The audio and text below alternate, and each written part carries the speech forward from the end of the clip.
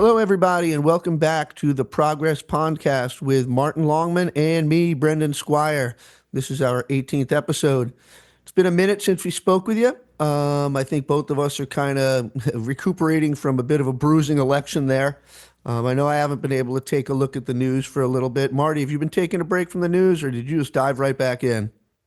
I definitely took a break. I took a break, maybe a week. Yeah, it's been about a week for me. But I'll tell you one thing, man. I don't think either of us were sure about how the election was going to turn out. Obviously, both of us would probably be a little bit happier if it turned out differently. But one thing is still sure, and that is that Rudy Giuliani is likely up the creek even more than he's already up the creek. And I may well get my wish and see Rudy Giuliani living in a cardboard box under a bridge. He had another visit with the judge again, Marty. Did you see any of that stuff?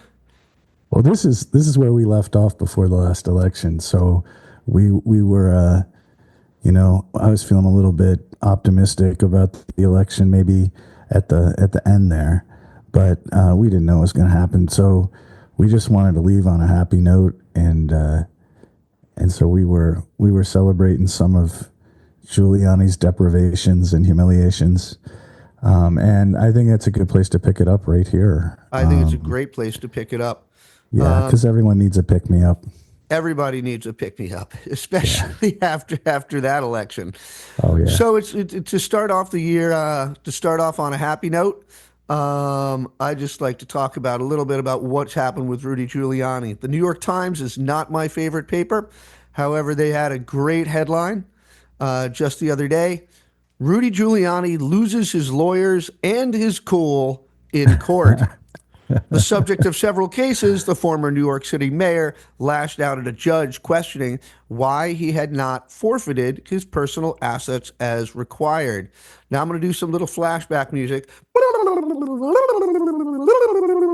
Rudy Giuliani spent a good part of 2020 defaming two Georgia election workers, two black women, and he got busted for it. He was saying they had helped to steal the 2020 election, and he got busted for it. And he owes them something like $148 million. Something around there, yeah. That ain't pocket change. No. You may remember the last episode you and I went down the list of some of the stuff that he had to turn over, including a 1980 A lot of watches. a lot of watches. The man has I don't know how many watches. My God, the man. It actually, sorry, I'm going to go off on a quick tangent. When I was a kid in high school, we did a field trip from Newport to New York City to go see we were in high school. We went to Statue of Liberty and went to go see, the museum, the Empire State Building, all this stuff. And we had gotten off the ferry back from the statue, and there was this was probably, I want to say probably 1987, 1988. And there was a shady guy walking around but where the boat docked. And he was clearly up to no good. And my friend Dave walks off the boat, and he starts saying really loudly, "I want to buy a watch. I think I want to buy a watch." And the shady dude walks over, and he's got a coat, and he opens up the coat, and there's like a whole bunch of fake Rolexes down the side. Oh my God. And when I read this story about Rudy and his watches for the first time, that's all I could think about. I don't know why I didn't bring it up last time, but yeah, he's got a ton of watches. That's probably what he wants to do, because he probably wants to go down to Battery Park and hawk some watches, because he's not turning over the stuff he's supposed to turn over. No, like with the Mercedes Benz, apparently he turned over the car, but he didn't turn over the keys. Or the title. Or the title, for that matter. Yeah, Meanwhile, here's the car. It's a brick. Meanwhile, the judge presiding over this allowed Giuliani's lawyers to quit because they're upset, and they have a concern over, quote, professional ethics, which is freaking great. I mean, if you're representing Rudy Giuliani, I got to question whether you have any ethics at all. But Yeah. anyway, so His previous the lawyers had said that he wanted to delay because he had a December court appearance where he could also be found in contempt of court for making more false allegations about the two poll workers, Rudy Freeman and her daughter Shay Moss. Rudy also wants to attend Donald Trump's inauguration on January 20th, and a trial could get in the way of that. And the judge told him no. Pound And sand. yeah, pound sand, buddy. And so then the hearing, which took like an hour, Rudy apparently flipped out on the judge. He was yelling and screaming, and but he was told a month ago to hand over all this stuff, and he's just been dawdling, dawdling, dawdling. So I'm gonna read a quick quote over here. After missing several deadlines to surrender the bulk of his assets, the New York Times reports, Mr. Giuliani has only turned over a fraction of notable items, including some pieces from his luxury watch collection and the aforementioned 1980 Mercedes Benz without the keys or the title. But this is the one that used to belong to Lauren Bacall. That's the one. That's the So one. that's what makes it special to Rudy. Yeah, yeah. So the judge is not thrilled with all this stuff. And here's another great quote. The car without the keys and the title is meaningless, he said, cutting off Mr. Camerata, that would be Rudy's lawyer, mid-sentence. New Your lawyer. your client is a competent person, the judge added, noting that Mr. Giuliani was a former U.S. attorney. He was, however, recently disbarred in Washington, D.C. and New York. Mr. Giuliani, here's Giuliani's response to all this. The reality is, I have no cash. It's all tied up. So right now, if I wanted to call a taxi cab, I can't do it. I don't have a credit card. I don't have a checking account. I have no place I can go take cash out except the little bit that I saved. And it's getting down to almost nothing. The judge tells Giuliani to shut up and let his new lawyer speak from somebody's got to tell the truth. Giuliani yells back. Oh my And the God. judge says next time he doesn't get to talk and the court will take action. And the best part of this is now he's starting to call the women's lawyers are calling Giuliani's compliance lackadaisical at best and intentionally obstructive at worst. So Oh, he is man. really digging himself a hole. There's this whole other thing where he's got all his stuff in some storage place. Yeah, And the yeah. guy who runs the storage place is like a big fan of Rudy's. Yep. And so he's being a prick every time they show up and try to take stuff. He's like, I'm not turning this shit over. And it's like, dude, now you're going to be, yeah, the judge is going to come after that guy pretty soon. Yeah, he absolutely is. He absolutely is. There's no way the judge is going to stand for that. So Yeah. Rudy is just getting one more step to getting thrown in the slammer for a little bit for contempt of court for not turning over this stuff. And as I've said multiple times, I'm delighted to see the man thrown into a cage. He deserves that for all the stuff he's done. But personally, I think prison is too good for Rudy Giuliani. And I am hoping that he winds up, as I've said many times, living in a cardboard box under a bridge, trudging around the city with a bottle of OE and a paper bag. So after he had that whole thing with the judge, he like and the court hearing was over, he went out on the courthouse steps and he did his list of grievances again. And but there's also this thing at the end of the New York Times where it says a heckler yells at him, "You got nothing now," the man said. "You're a bum." You're a bum. You're Oh a my God. bum. You're a You're- bum. Rudy can't even call. Rudy says he can't call a taxi. He's like, I can't. If I want to call a taxi cab, I can't do it. I don't have a And credit card. I'm pretty sure we were saying that in the last episode. It's like we were like he's walking down the Upper East Side with his chair, like That was Steve you. Martin in The Jerk, and he can't hail a taxi. And we were like, you better save that Metro card before it runs out of cash. I've Remember still that? got this chair, and I've still got my bottle of scotch. Got a Metro card for 2 free rides. Yeah, And Trump's not coming to save him, man. no, No. he's not coming to save him at all. No. because he'd have to pay him.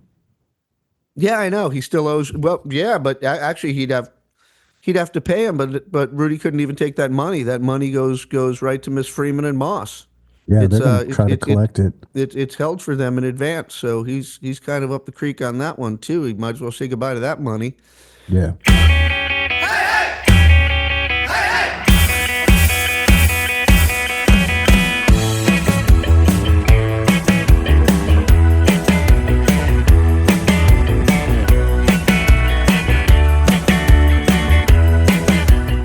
But speaking of Trump being not being interested in helping out Rudy, Trump has more important things on his mind apparently right now.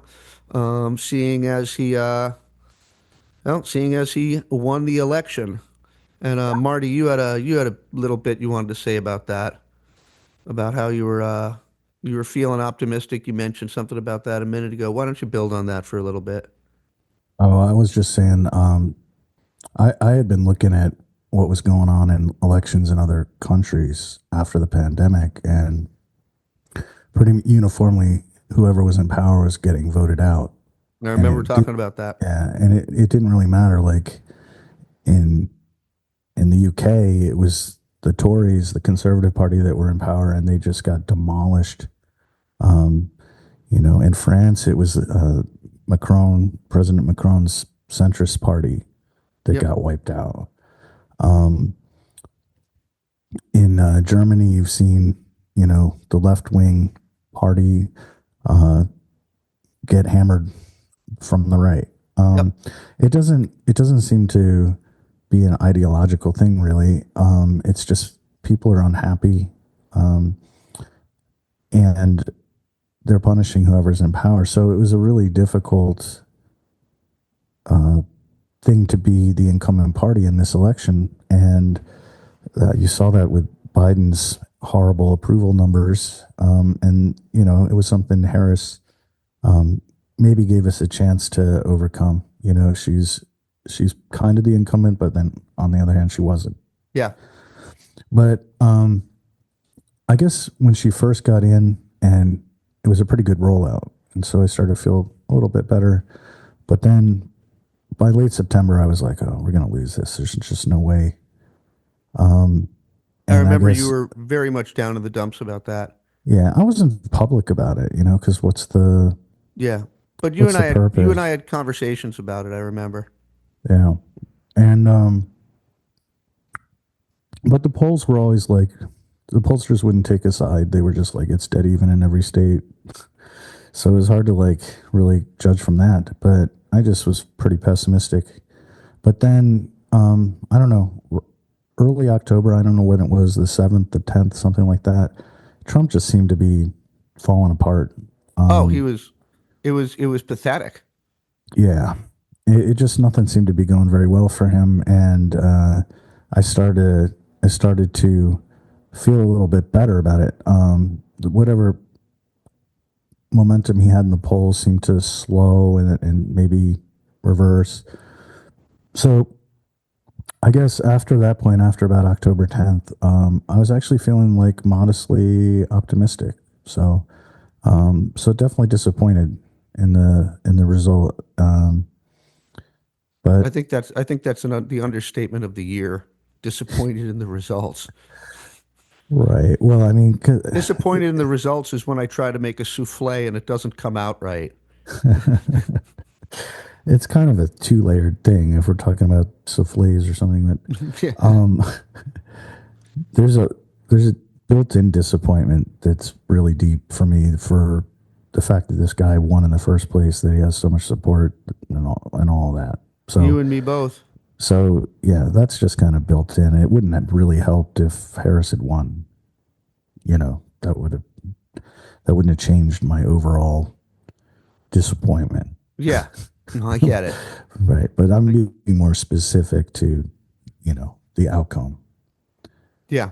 Well, that's the thing. The outcome is this outcome is going to is in many ways it's worse than the first time he won, because now it's even the first time it's a fluke, with kind of historically not so great candidate with Clinton. But Right. uh, but the second time, it's just everybody knows who he is and what he is, and they voted for him anyway, Yeah. which is absolutely nauseating. And I think didn't you mention something that about a poll that people approve of his insane transition handling? Didn't you see Well, something like yeah. I that? What's mean, that all about? well, first we have to talk a little bit about his insane transition, right? Yeah, I mean, because the, you look at it and you would think this is pretty chaotic. There's a lot of negative news being created. You would think maybe the public was turned off. that's what you'd figure with Maybe they're thinking we didn't vote for this. characters like Matt Gates and Right. this So, this all Pete right. So that was the Hegseth-Loon. first. That was the first one out of the gate with Matt Gates, who's been credibly accused and investigated of sex trafficking minors, Yep. going to drug fueled sex parties with minors. He wanted to make him the Attorney General of the United States. Yeah. So that was wild. And the thing that was most wild about it was that they timed it very interestingly. So there's been an ethics report for probably several years in the making about Gates, and Kevin McCarthy was an enemy of Gates. Gates was instrumental in him losing in the speaker's chair, and but McCarthy and his allies have made sure that this ethics complaint goes forward, and it was about to be released the next day, and it was going to reveal that a lot of very, very damaging information for Gates. So rather than let that happen, he resigned from Congress, because once you resign from Congress, the ethics committee no longer has any jurisdiction over you. Ding, ding, ding. I saw that too. So And traditionally, they won't release negative information about people. So it always gives a congressperson who's done wrong an opportunity to just quit yep. and avoid further embarrassment. And I guess that's good because it incentivizes them to quit, which is usually the best outcome. The Sure. Justice Department can handle the legal stuff. So he quit. But the thing about it was that the day before he quit, Trump appointed him to be the head of the Justice Department, which is mind boggling. And he lasted 8 days, which in the modern era is the shortest amount of time it's tied with, I guess, Linda Chavez. I forget what her issue was. She was nominated by Bush in 2000, and she dropped out after 8 days as well. But he tied that record for dropping out the quickest. And of course, it was the whole thing with the ethics committee and all the information. Most of it leaked out. Has it And leaked it's just, out? I I know mean, some of dribs the and stuff leaked drabs, out. There's been dribs little and dribs and drabs. drabs, but Yeah. I've seen a number of people on the internets calling for them to leak it, leak it, leak it, leak Well, it. it's things that leaked out were like his list of Venmo payments, Yep. all the Venmo payments he made. There was like a big diagram in the New York Times showing this massive network of women he paid for sex. Whatever Linda, whatever Also that Linda. it leaked out that there was a second 17-year-old that people had not known about, Oy vey. or a second incident with the same 17-year-old. I forget. I was confused by that reporting. But anyway, there was more underage stuff in the report that was coming out, things like that. So some of it, the kind of crucial stuff that was going to be really damaging did come out. Well, whatever Linda Chavez must have been doing to get the axe so quickly, I have a feeling it didn't have anything to do with boinking 17-year-olds. I'm positive that it did not. I'm positive. And then being put in charge of our laws, including our laws against sex trafficking. You know, so that was one thing that you might think. Well, the public went, "Wow, that was a crazy ass nomination. I wasn't planning on that when I voted for Trump." you know. Yep. Um, then you got this guy Pete Hegseth, who he nominated to be in charge of the Defense Department, and this guy has white nationalist tattoos. And here's the interesting thing about that. So, back when Joe Biden was inaugurated, he needed protection for the inauguration. So, the National Guard down there in D.C. was assigned to be part of the security. Yeah, I remember And this story. and Hegseth, one of his superiors, basically reported on him and said, I don't think this guy should be part of Joe Biden's security detail because he has kind of white nationalist slash Nazi type tattoos. Yep.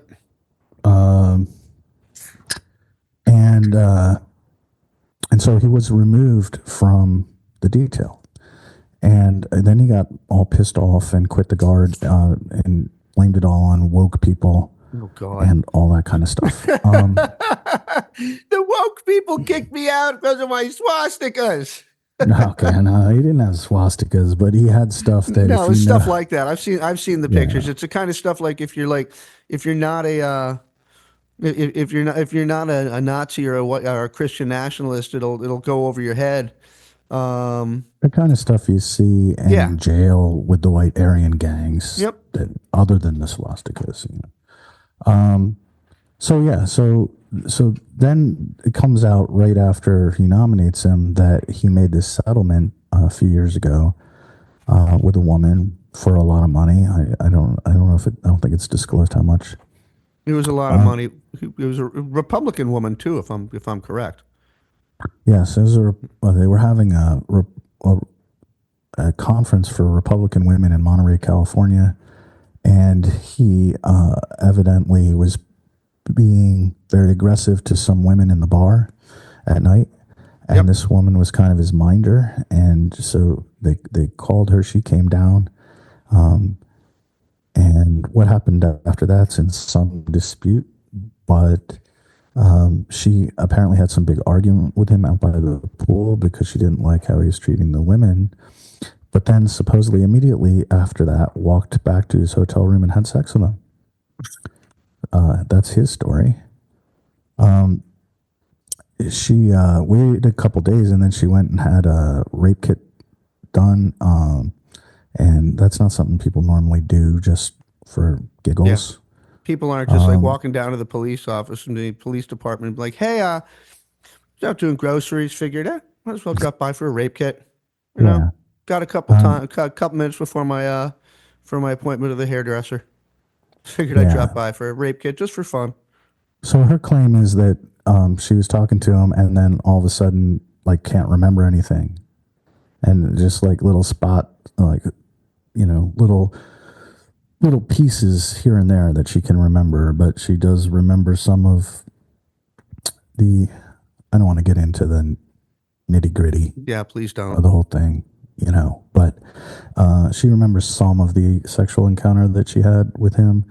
And he doesn't deny it, that it happened. He just says it was consensual. So anyway, he decided that he would pay her a total bunch of money so she wouldn't talk about it. And so that's a combination of stuff. I'd also like to point out that this guy was hired by I believe it was by the Koch brothers to promote the privatization of the Veterans Affairs Committee, the Veterans Affairs Hospital System, Ugh. which was something, if you know about my brother Philip, that he was put on the committee for care that was supposed to look into best practices, what to do with the Veterans the Veterans Hospital System. And he testified before Congress a few times about that. Hegseth was someone on the other side. He was somebody who was fighting to privatize the Veterans Affairs Committee. Now, that's a little unrelated to what we were going to talk about, which is the public's initial reaction to the transition. But I just like to point out that there are more reasons there are ideological reasons to oppose Hegseth. beyond just that he's a terrible person. Yeah. All of these people that he's put into his cabinet seem to be specifically chosen because they're going to be wrecking balls to the institution that they're supposed to be overseeing. And I don't think we have to go through every single one of them, but they're all No, bad. They're all bad. no. There's not a Uh, damn there's not a they're damn all one they're of all them like there that TV figures, like Dr. Oz. Um, you got RFK Jr. Ugh. Right. So that's another Mr. one. Brainworms himself over there. Yeah, Mr. Brainworms. So And yet yeah, so go ahead. I was going to say, and yet from the article you sent me, the public is happy about this. Public's like, CBS News, the article you sent me says, CBS News poll finds Trump starts on a positive note as most approve of his transition handling. With a majority of Americans overall either happy or at least satisfied that he won and excited or optimistic about what he'll do as president. Um, and his handling of his transition gets approval from most Americans, I guess, the ones who voted for him. And of course, he didn't win the popular vote again. Did he win the popular vote? Or has that been nibbled down to like barely 1%? He's going to fall under 50%. Yeah. I think he's already fallen below 50%, Yeah. and So, it'll keep dropping. California still has, I don't know, maybe like 7 million votes to count or something like that, and he's going to lose those badly. yeah. So His apparently, according to CBS, his handling of his presidential tradition, the handling of his presidential transition gets approval from most Americans overall. I disagree with that, and brings near universal approval from his voters, along right, with a net positive response about his selections for cabinet posts, in particular Marco Rubio, who's his pick to be Secretary of State. okay. So Marco Rubio, that's an interesting one because when you look down the list of people he's selected, he is somebody that you can look at and say, well, he has the kind of resume that you would expect. As far as the Secretary of State, he's been in the Senate a long time. I think he's served on the intelligence committees. I think he's served probably on the foreign affairs committees, if not now, at certain points. So he has worked on issues related to the department that he's going to head and the issues that are important there. But the one thing about Rubio is that he was a very enthusiastic neoconservative in He the sure was. Bush era. And these are supposed to be the mortal enemies of Trump Republicans. So, when you look at like the Lincoln Project and stuff like that, a lot of those people, I mean, I admire what they're doing for the most part, but a lot of those people come from John McCain's camp and George W. Bush's camp. Super neoconservative, super supportive of the Iraq War, Yep. super It's a supportive of what it's a we were veritable doing who's in who. Afghanistan.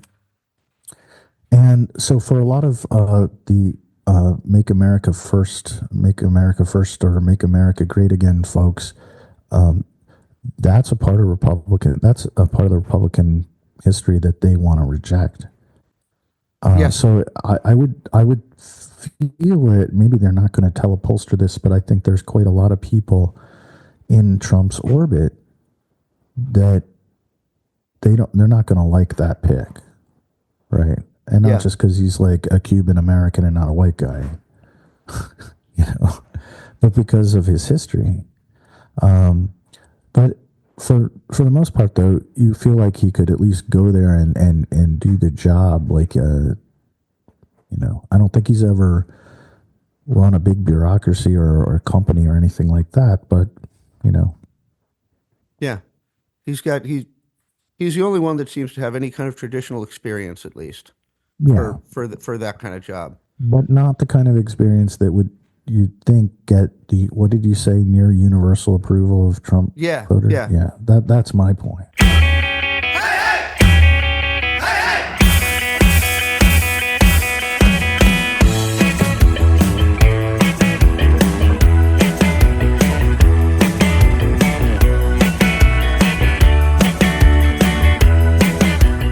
There was another point that something that you wrote about over at the blog last week.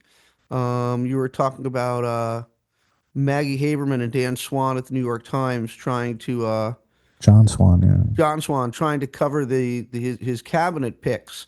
And you said you mentioned that they were not up to the task, and I'd like you to talk a little bit about that.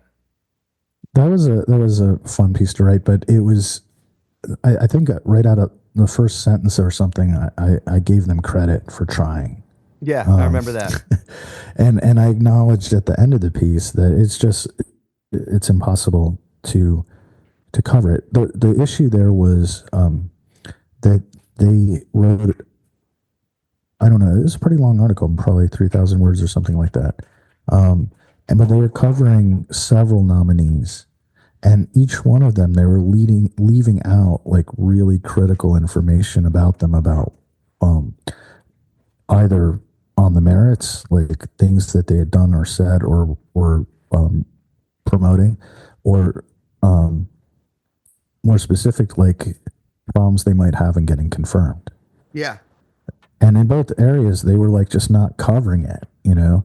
And so my point was like, you need 3,000 words for RFK, and you need 3,000 words for Pete Hegseth, and you need 3,000 words for Matt Gaetz. And you can go down the line with some of these other nominees that he's made where there will be some difficulties getting some of these people confirmed. I mean, Gates is already gone. yeah, And the problem is, you know, they're writing an article, not a novel. You know, yeah. If they gave each of those picks the attention they need. I yeah, mean, did it look at the Monday Times? It looked like the Sunday Times. yeah, and that's kind of the flooding the zone thing, where you know you think about it. Oh, everyone's so focused on Gates that they're not noticing this Hegseth character, or they're so focused on him, they're not focused on whatever he's asking Linda McMahon to do, or he's asking Dr. Oz to do, or he's, you know, and but there's also just the flooding the zone within one article. Yeah, Like I can't even cover, I can't even cover his nominees as a whole in an article because each one of them is so bad that it takes thousands of words to explain how bad they are. yeah. And by the time a reader gets done with that, I mean they're swamped, Yeah, literally freaking swamped. yeah. Oh, oh my God! And And they're I still just not gotta, informed. And they're still not informed at the end of it. They yeah. still don't understand. Yeah, that's the I point. I got to interject real quick. One of the most disappointing things after the election, for me as a Pennsylvanian, was seeing John Fetterman saying that he'd be happy to give Oz a hearing for the for the position of attorney or of what is Oz going for? Surgeon General? Is it 80 FDA? I forget what it is. Like I said, I've been trying to avoid the news. But Fetterman came out and said, "Yeah, yeah, I'll give him a fair hearing. If he's worth it, I'll support him." And it's like, what are you even talking about, man? Just shut up. Just shut up, man. Don't even don't if you're gonna say something amenable like that, Mr. Fetterman, just shut the hell up. Just shut the hell up. The I didn't have I don't that. mind.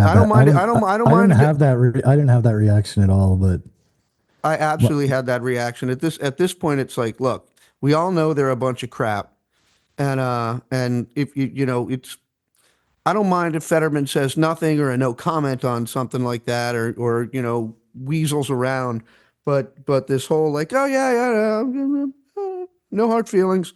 I'm kind of like, nah, I'm not down with that kind of Democrat these days. I'm just not with the go along to get along. And yeah, I know see, Fetterman's not exactly go along to get along, but I didn't see it as go along to get along. I saw it as, um, you know, I'm not saying I'm going to support him at all. I'm saying I'm not going to just declare that because I ran against him, I'm not going to even listen to anything that happens in the confirmation hearings. Or so, well, you know, we'll, I know, like I know that it's just kind of like a thing where everyone wants full resistance all the time, 100%.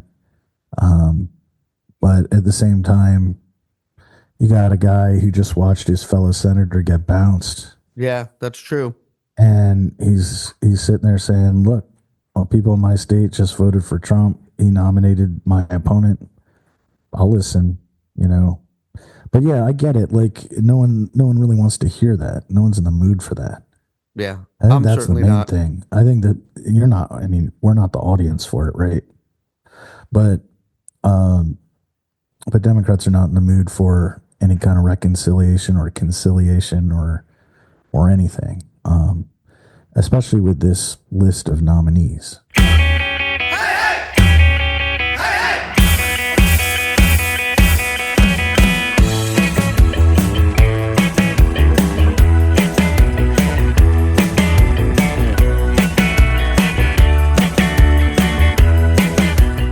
There's one thing I would like to talk about real quick as we start to wind down towards the end of the show, and that is Mr. Trump's tariffs or his promised tariffs, and the way this is the impact of this tariffs, um, and the way they're going to hit Americans, and the way they're going to hit so many MAGA people. Who I believe should get what they voted for, and they should get it just as hard as the rest of us are going to get it. So I'm looking at once again I'm looking at CBS News, although I have an article from NBC as well, talking about the Trump's tariffs. He says he's going to put a 25% tariff on all products from Mexico and Canada, and then a 10% tariff on everything coming out of China. An One additional thing, 10%. yeah, one thing I heard, and I don't know if it's true, but I certainly saw it on the internet, so it must be true, is that one of the top searches after Trump got elected were what are tariffs and can I change my vote? Yeah. And there's already some anecdotal evidence coming in that that tariffs are that the threat of tariffs is already starting to change the way a lot of companies are doing business. People are quickly learning that it's the American consumer who's going to pay the tariff, and that it's going to hit us. It's Right. not necessarily going to hit the producers. So I've got a list here from NBC. Here are the fruits and vegetables from Mexico that could see higher prices from Trump tariffs. And that would be 25% a higher. Yes. Yeah. Well, we import 60% of our fruit and 40% of our fruit vegetables, the vast majority of them from Mexico. Mm-hmm. Mexico is where we get our tomatoes, avocados, raspberries, bell peppers, and strawberries, according to the U.S. To the University of California, Davis. Something like 69% of our vegetable imports and 51 of our percent of our fruit imports in 2022. That stuff is going to go up. But you know what else is going to go up? What's that? The cost of beer, because a lot of beer is made in America, in Mexico. And guess what America's favorite brew is? Do you think it's Budweiser? Is it cerveza? It's a cerveza. It's I, Corona and Modelo. yeah. Modelo is the number one beer in the United States right now. For And so, real? oh yeah, for real. And Oh if my God. I know, I don't think it's that good either, but hey, what Shit. the Well, hell do no, I I'm know? not saying that because it's bad or anything. I don't love that beer, but I mean, of course, I haven't had a drink in 10 years, so that's probably why I had no clue. You know what I mean? Yeah. So yeah, hey folks, and by the way, we get a lot of I'm looking at the second article over at CBS News, and just a quick reminder, folks, that a whole bunch of our food and a bunch of our pharmaceuticals, those all come in from Canada. So we give if you're on if you got some medication you take on the regular like I do, I don't know. I'm not, some people are saying all this stuff is threats and he's going to back down real quick. I'm not the kind of person that takes chances because I've got asthma, which is a chronic condition. So I've been stocking up on my medication. Okay. And I'm already seeing some MAGA people on the one or two social media sites I use already starting to whine about it. They're like, I didn't know this was coming, blah blah blah. You know, they don't realize that he's coming for their health care, and that they could lose health care, or at least see their health care dinged. Well, Brendan, if I asked you what was the number one thing that killed Biden, what would you say? You know, it's hard to say, man. I guess it's perceptions. It was perceptions.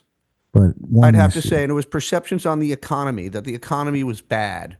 and specifically, what about the The economy? and that the price of eggs was too high. All Inflation. about the eggs. Inflation. Yep, inflation, real high. So, We don't like it. so again, you get a situation where maybe people didn't really concentrate or understand tariffs. Right after the election, everyone starts Googling what the Yep, hell's right. Um, here's a guy, you voted for him because you're sick of inflation, and then his first thing out of the box is, I'm going to raise the price of a whole shit ton of stuff 25%. yep. Oh, And by the way, then if you didn't like the price of gas now, adding a 25% tariff to Canadian imports would impact crude oil imported from Western Canada, which is refined at U.S. facilities, with the mhm, biggest hit taken by drivers in the Great Lakes, Midwest, and Rockies region, which are reliant on gasoline that's refined in the U.S. from Canadian crude. That's from CBS. So if you're a Michigander, you're a Midwesterner. You're from the any of the mountain states. Congratulations, MAGA. Your gas is going up from between right. 25 to 75. It's going to go up in between 25 to 75% a gallon. So hey, congratulations. You got what you wanted, idiot. So speaking of Michigan, Ohio, and the American Upper Midwest automotive industry, Yeah. a huge number of cars are made in, or partially made, or made in Canada and Mexico. Yep. So you could see, and that's a 25% hike on a car. That's a big hike. That's a massive hike. So you got that, and then also probably more concerning to Michigan and the Upper Midwest is getting rid of the $7,500 tax credit for electric vehicles. Yep. Saw that. So that is something that will absolutely crush the big automakers in Michigan. Yep. So again, we're talking about people who in the upper Midwest decided this election for Yeah. Trump. Yep. They were mad about the economy. Well, now their entire industry and way of life is going to be wrecked because they cannot make this transition to electric cars without that 7,500 tax credit. Well, And I guess that's too bad for them, right? yeah, You and know? overall, like, they're going to see higher prices for everything, and the auto industry is also going to be dinged by imports from Canada and Mexico. So just like with Marco Rubio and his neoconservatism, you're seeing a situation where people might be going, well, maybe having a little bit of buyer's remorse or concern, so that when a pollster calls them up and says, how's Trump doing? You think maybe a couple of them would say, not great. But no, according to you, that poll says that Republicans are almost universally approving of it. So Yep. go figure. Yeah, go figure. Well, the thing is they're going to get what they voted for, and at this point, I I hope they get what they voted for. Like I said, I hope they get what they voted for, and I hope they get it nice and hard. I hope Well, they I get it think nice and hard, and because I don't I have, I got liked it. I liked Gavin Newsom's answer to this, the Oh, I governor of love that. That California, was great. because he said if you go ahead and take away the $7,500 electric vehicle tax credit nationally, if you do that, then I'm going to put it back in California, so the people who live in California can still buy an electric car, still get a $7,500 tax credit. Except I'm not going to do it for Tesla because fuck Elon Musk. Yep. Fuck And I Elon thought, Musk. yeah, if you want good and hard, that's good and hard. Yep. That is. So Yep. Screw him. yeah, Yep. He's because he's that's like what I forget. People always talk about California as like the 12th biggest economy in the world or something. I It's think it's California. I think I've read that California is so big that it actually could secede from the United States and pretty much keep going on and be fine. The yeah, it's one of the biggest economies in the world. Yeah. Just that one state. So when that happens, that's a big deal. Speaking of Elon Musk, and then let's start thinking about wrapping this up because it's the Wednesday before Thanksgiving, and I know you have a couple more ladders to climb to put up some more lights and cooking to do and all that kind of stuff. But I've said before on the show that I don't really use social media before, and that I kind of gave up on that. During the pandemic, Facebook just got too freaking weird for me. In fact, I don't know if I mentioned this on previous shows or not, but I'll mention it again or for the first time. I took a break from Facebook a couple years ago because I'd been hearing something about how if you don't engage with it, the algorithm will completely get screwed up and not know what to do with you. And that is exactly what happened to me with Facebook.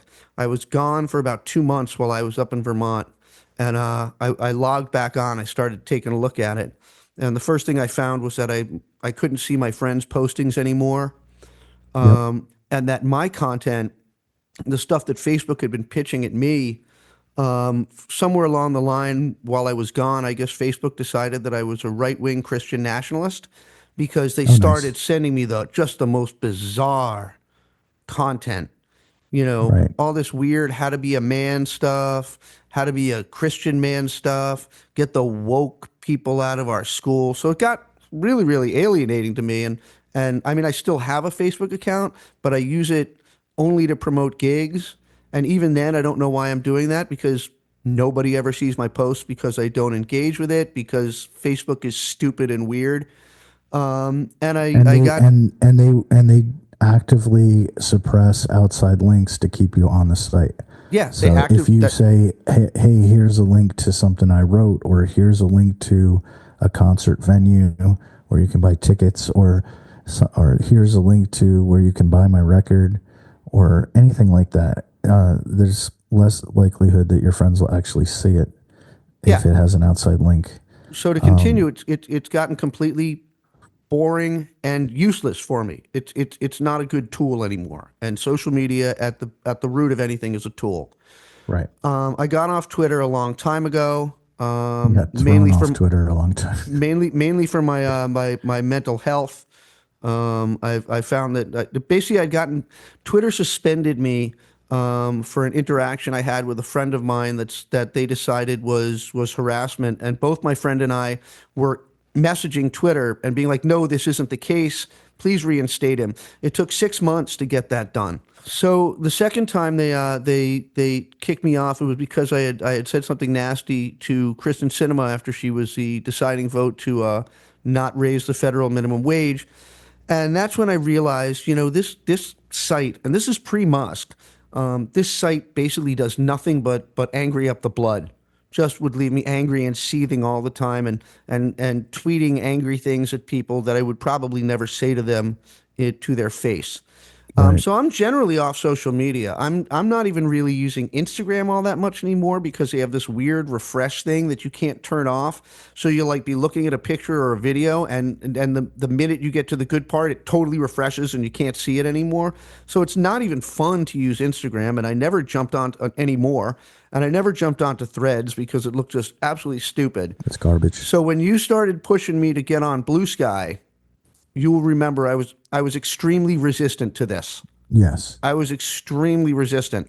In fact, my first couple of posts on Blue Sky, which I did get on mainly for the podcast to promote the podcast, were I don't know what I'm doing here. I hate social media. I'm not going to engage with anybody.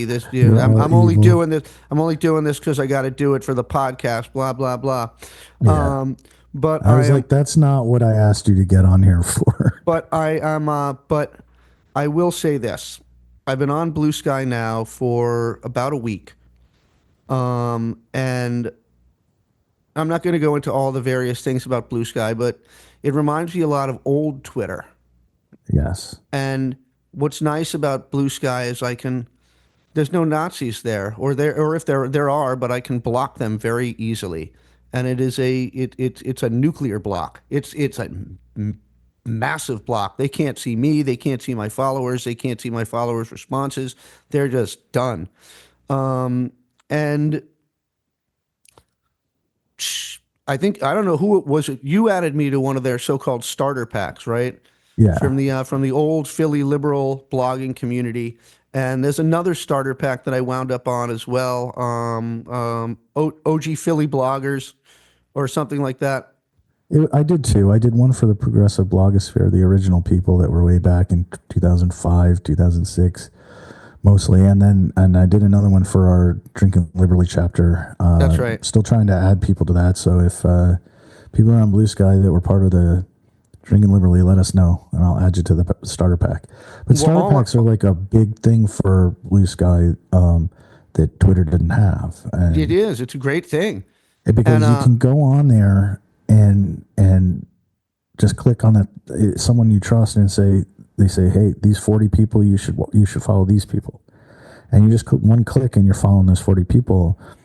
It's a lot easier than just coming onto some social media site and, well, I don't know who to follow. I don't know how to find the people I want to follow. Well, as a result of this, I within a week I wound up with I think last I checked I had like nearly 700 people following me.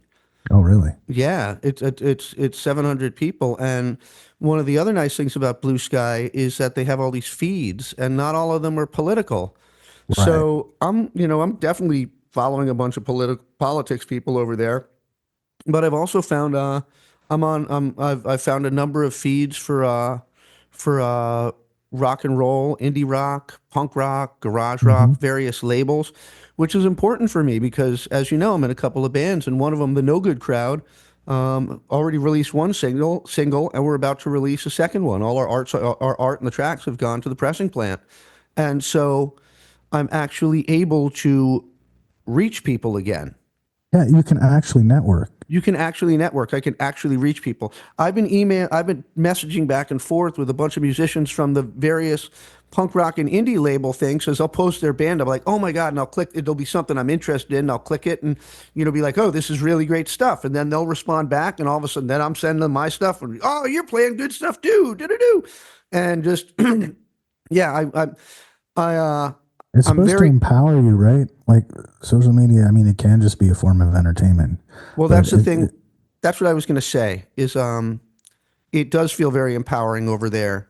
And I'll be the first one to be like, no, I don't want to do this, especially with my history with social media and my experience with it. But I'm also I like to give credit where credit is due, and I like to admit when I was wrong. You were absolutely right about Blue Sky, Marty, and I am glad I joined it. And I do not hate Blue Sky so far. Well, I want to talk about one other thing with Blue Sky that I saw yesterday. I don't want to go into too much detail about it, but first I'm going to talk about the problem that they solved. So I mentioned it briefly when we were talking about Facebook, but Facebook, Twitter, at some point they decided that they should actively discourage links. Yes. The death of the link is what they were seeking. And the reason is pretty obvious. If people click on a link, they leave Facebook. They click on a link, they leave Twitter. They may not come back. So they don't want that.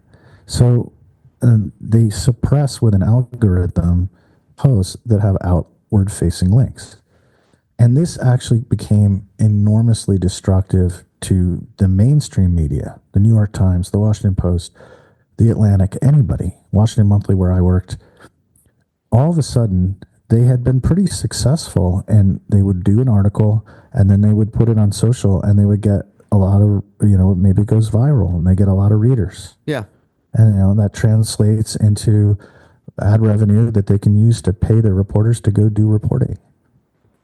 And one of the reasons that social media has been so destructive to regular media is this change in policy. So for me and for you, content providers, we've run into this problem real hard with trying to promote the podcast. We work really hard. We spend a bunch of time doing the podcast. You have to do a lot of the editing. Then once that's done, I do a lot of the social media preparation and stuff. We send all that stuff out, and you go and look at Twitter, and it's like, wow, man, I got like, at one point I had like 9,000 followers on Twitter.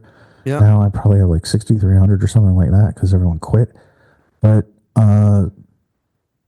you'd think at least 500 or 800 of those people might be online and they might see this at some point, right? But no, like I'd see like, oh, I got 4 views, Yeah. right? Like, how do you have like 7,000 followers and 4 views, right? But it's Oh, I because know. it's an outward facing link. Yeah. So, and then when Musk come along, I don't know, this is all secret juice or whatever, but he started suppressing left wing content. So this is like a double whammy. Like I couldn't get regular posts read by my followers. And that's a crazy thing when you think about it, because you sign up for Twitter and then let me follow these 500 people. And then all of a sudden, he won't serve you anything that those 500 people create. Instead, he's sending you dick ads and hard dick ads and a Yeah. bunch of right wing posts from people that you don't even follow. Yeah. So that's crazy. And then, of course, he was doing it to help Trump win, and it worked so great for him. But it sucked for us. Oh, it totally And sucks Twitter for is us. just not working for us or for anyone on the left at all. Well, And then Facebook, I can put something on there like, "Hey, I ate lunch at Wendy's, and they got a new shake that I like," or something. I can get like all these people that follow me or that are friends with me.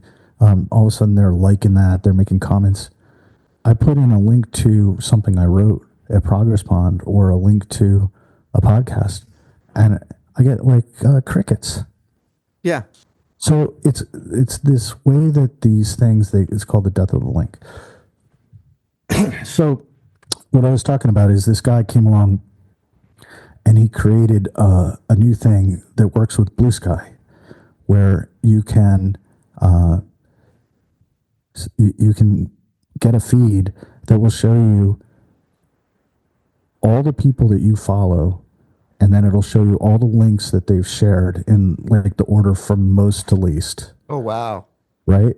So that means that you can automatically see like what are the most popular articles with the people that you follow that they think you should read, and you can see it like you can actually use this depending on what you use Blue Sky for. You can use this as like your primary feed for news. You know what I mean? That's so good. So these are the important articles that I want to know. I don't want to sit here and read about everybody's, home improvement projects. I want to know what's the news I need to know about. Yeah, you want to cut to the chase. That's right. If that's how you use it, if you're a reporter in a certain field, these are the articles that people in your field are sharing with each other, or writing. So it's a really going to overcome this problem and restore this. It's not just good for the New York Times, it's good for us. And Yeah. it's good for all these people on the left that are being suppressed and they don't have a way to get their content to their own followers and their own supporters. Well, I can tell you this, man.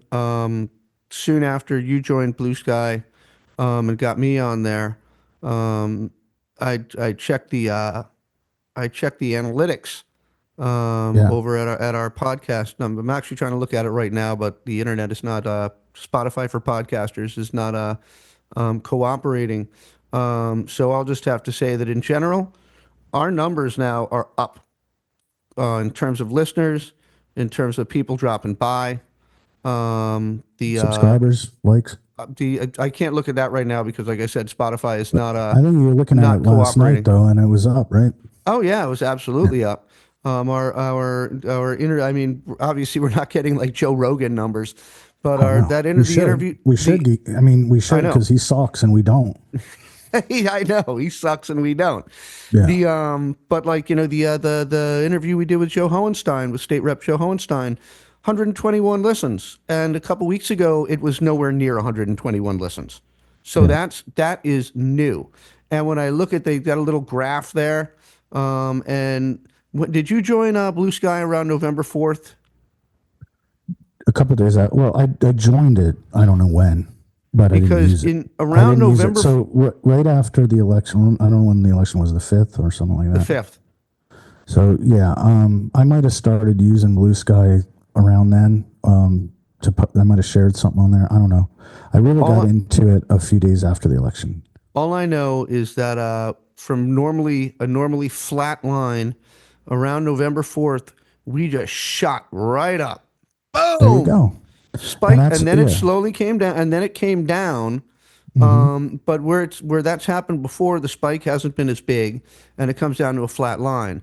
And Well, I'd now like to what point we're something at, else out too, Brendan. We haven't actually published a podcast in this whole time we're talking about. I know. So So it's not a spike like, oh, here's a new episode. yeah, not a spike like here's a new episode, No, it's but people then discovering that we have the podcast and checking yep, it out. that's That's what it exactly what it is. is. And when you look at the line now, after that spike, instead of going back down to flat, it's people are checking it out. It's like a wobbly line. Oops, checked out this one, checked out that one, checked out that one. So people are now seeing it, Yeah. which is absolutely wonderful. We're not getting throttled. You're not getting Right. throttled. So this is the way to fight back. I wouldn't normally hype any product or anything, but the people on the left are crushed and they're disorganized right now, and they don't know what to do. And I'd say you got to support the content providers. We got our asses kicked on social media. It's a big factor in why we lost. Yeah, it is a big factor. Billionaires ain't coming to save us. They Say are that not again? coming to save it. Billionaires are not coming to save us. No one's Yeah. coming to save us. So we got to do it ourselves. And this is a tool, and this is a way for us to talk to each other and have our followers hear us and listen and support us, and us to support other influencers and podcasters and bloggers and left wing writers and opinion makers, reporters. So yeah, if you're looking for something to be optimistic about, this has got tools that people can use to help organize. Fight Indeed, back. it does. And speaking of supporting us, I'm sure a few of you have heard the Patreon ad we have been running this last podcast, and which is on this one as well. That is, in fact, the best way to support us is sign up for Patreon, sling us a few bucks for a small monthly subscription, as low as $5. Everybody. The Progress Pondcast. So yeah, on that note, slightly happier note, I guess. We're gonna wrap this up. Happy Thanksgiving, everybody. Marty's got to get back to work, prepping up his house for Thanksgiving. I got a train to catch out to Rhode Island to go visit my girlfriend and her family out there. But I'd like to tell you that this has been the Progress Podcast, episode 18. Music, as always, is provided by the wonderful Royal Hounds out of Nashville, Tennessee. Please check them out on Apple and Spotify. If you liked what you heard, please share our podcast with all your friends. Spread it around on social media, especially Blue Sky, where people actually get to listen to it.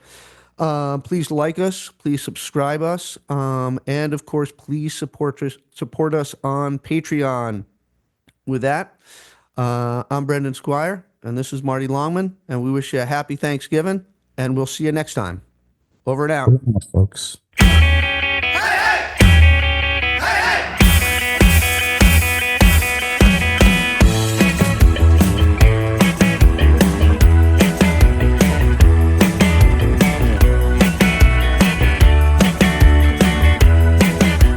The reality is, I have no cash. It's all tied up. So right now, if I wanted to call a taxi cab, I can't do it. I don't have a credit card. I don't have a checking account. I have no place I can go take cash out except the little bit that I saved, and it's getting down to almost nothing.